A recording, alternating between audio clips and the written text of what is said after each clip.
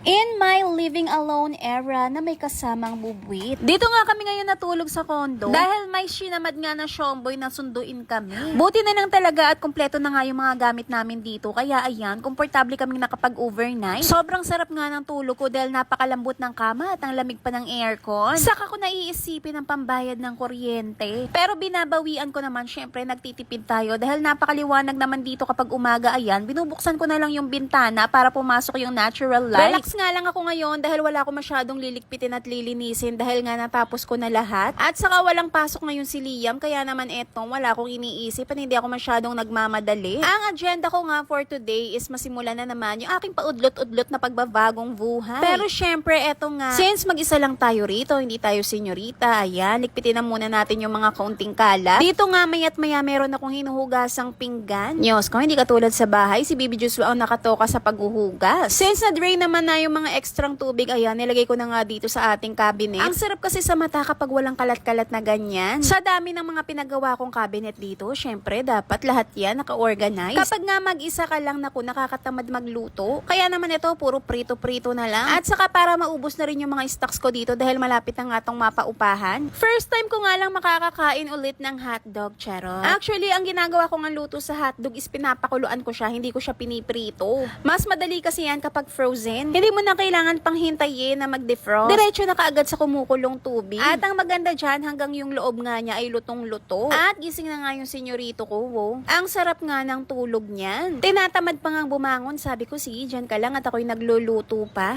At eto na nga yung ating nilagang hotdog, ayun. O, Jiva, naglabas din siya ng sarili niyang mantika. At meron nga akong leftover na bibingka kahapon. Kaya naman eto na lang yung kakainin ko. Syempre, magkape muna tayo para magising tayo. Hindi na nga ako bumili nung tinitimpla. Mga 3-in-1 na lang yung binili kong kape para mabilisan, tsaka para save space na rin. Hindi na ako bibili ng mga lalagyanan. Hinihintay ko nga lang yung magdi-deliver ng tubig. Tapos makakapag-exercise na ako dito sa baba. Actually, sanay talaga ako na mag-isa. Ang tagal ko rin kasing nag-living alone sa abroad, mga 8 taon yata. Nasanay nga ako sa ganong routine. Kaya nga kahit kaming dalawa lang dito ni Liam, hindi ako naboboard. At saka sanay ako na puro leftover ang kinakain ko. Ayoko kasi yung may nasasayang. So, eto na nga yung ating pa-OOTD. Kaso nga lang, meron niyang nag-text, meron daw papunta. Kaya naman, napilitan ako, magluluto pa pala ako. Kaya naman, warm up ko muna itong magligpit ng kama. Nyos ko, sa bahay, pagkagising ko, walang ligpit-ligpit. Higa na lang ulit kinagabihan. Meron ngang nag-chat at ayan o, nagre-reklamo, wala daw makain dito. Sabi ko nga, pagluluto ko siya ng hotdog. Kaso nga lang, walang sinaing, abay magsaing daw ako. Ayun nga lamang, iikutin ko na lang tong aking pinaritong hotdog dahil yung side A nga niya, medyo nasunog. Kaya yung side B ang ipapakita natin sa kanya. Sinaingan ko nga lang siya ng isang gatang para hindi umulit. Pag may sobrang kanin kasi, napipilitan na umulit eh. Baka pati ako madamay makapagpa-extra rice. Oh, Jiva, sinisipat ko pa talaga yung tubig kung tama. In fairness naman, mabilis lang naman masaing to. Kaya for sure, pagdating dito ng aking buwisita, ay luto na nga itong kanyang tanghalian. Oh, Jiva, mag-exercise na ako. Pinag-warm up pa ako. So, tong tosino nga niya, dapat sunny side up kaso yung mga itlog na ko expired na pala yung nabili ko. Pati nga itong tosino ay pinakuluan ko na dahil nagre-reklamo nga, puro prito daw yung pagkain dito. Ayan, nilaga naman. Nilagang tosino. Actually, ganito nga rin yung isa sa mga pagluluto ng tosino na ginagawa ko. Para siguradong lutong-luto, lalo na kapag frozen. Dahil meron naman yung sariling oil na lalabas. At buti na lang ito'y medyo nabantayan ko at hindi nasunog. Hindi natin kailangan i-side B. Pinaghandaan ko na nga yung buwisita ko. Para naman mamaya, bantayan si Liam at ako ngayon makapag-exercise. Habang hinihintay ko nga siya, eto nga't nag-warm up na nga kami ni Liam. Ito palang bata, gusto ring mag-exercise. Sa baba nga, meron siyang parang mini park, kaya naman pwede kayong mag-jogging-jogging dito sa umaga. Yun nga ang target kong gawin for today, kaso nga lang tanghali na. Kaya naman papalipasin ko muna tong tanghali at sobrang init. Nyos ko, warm up pa lang yan. Ako'y pagod na pagod na. At nandito na nga yung taga-deliver ng tubig /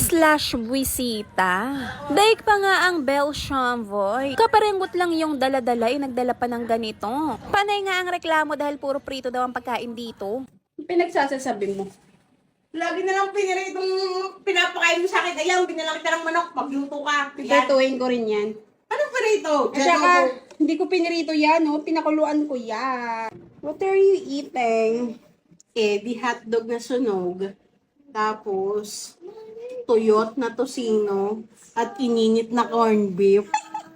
Mga pagkain sa kondo na to. At least may sili.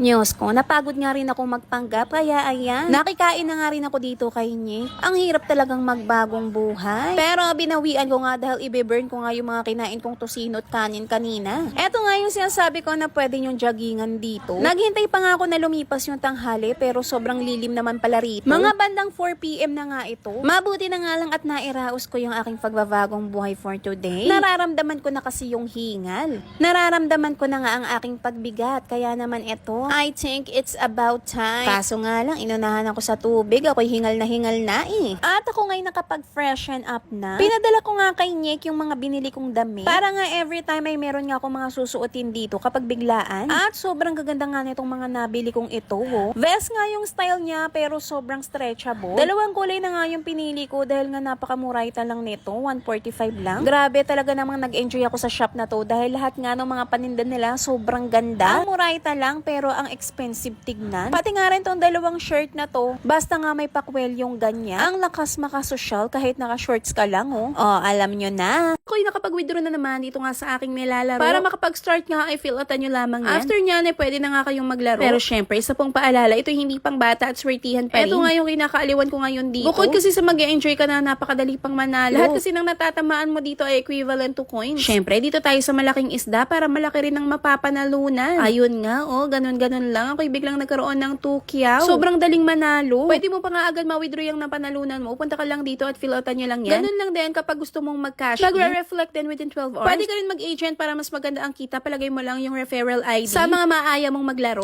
Abay, nandito pa pala ang Shomboy. Kami pinagluluto. O siya, yan lang muna for today.